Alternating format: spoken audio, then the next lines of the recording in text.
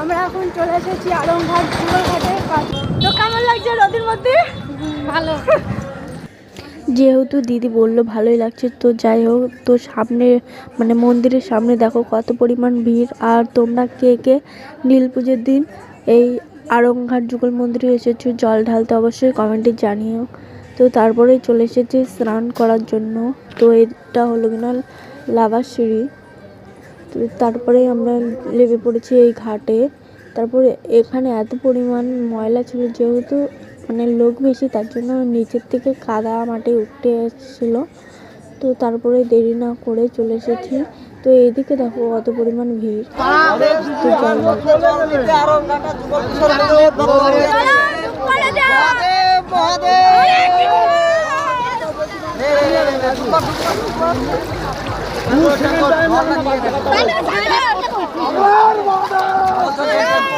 তারপরেই আমি স্নান করে উঠে চলে এসেছি। এখনো মামা দিদি সবাই এখনো স্নান করছে। তো তারপরে ওরা উঠে আসলাম।